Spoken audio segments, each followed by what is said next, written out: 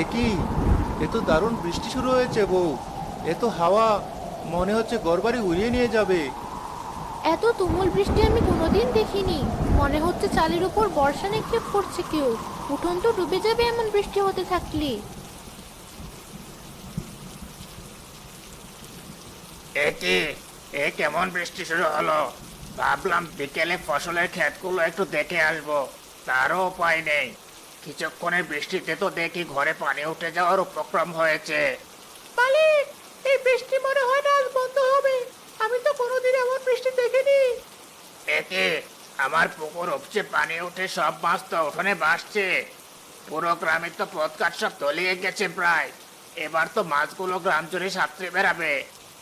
বউ, ঘরে খাবার কিছু আছে? আজ 2 দিন কাজে যেতে পারিনি। এই বৃষ্টি তো বন্ধই হচ্ছে না।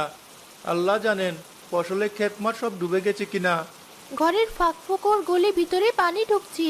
ঘরের বিছানা বালিশ ভিজে চুপসে যাচ্ছি। এভাবে কিভাবে বাঁচবো? ঘরে অল্প চাল আছে।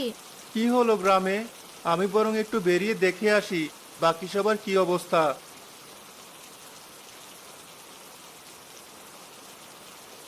প্রতিটা বাড়ি ঘরে হাঁটু পানি উঠে গেছে দেখি। এভাবে তো সব মানুষ খাবারের অভাবে মারা যাবে।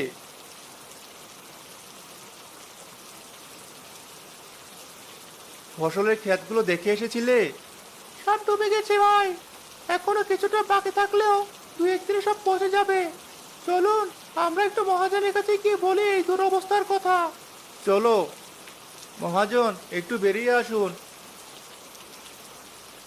আমরা সবাই হাঁটু জল ডিঙ্গিয়ে আপনার কাছে এসেছি। আমাদের সবার বাড়িঘর ডুবে যাচ্ছে, ফসলের ক্ষেত ডুবে যাচ্ছে। ছোট ছোট বাচ্চা আছে বাড়িতে, ওদের তো নিরাপত্তা দরকার। একটু উঁচু আশ্রয়ের দরকার। একটু ব্যবস্থা করুন মালিক। আমি আছি নিজের চিন্তায়, আর এক একজন আবদার নিয়ে এসেছে। আমার নিজের বাড়ি তো ডুবে যাচ্ছে।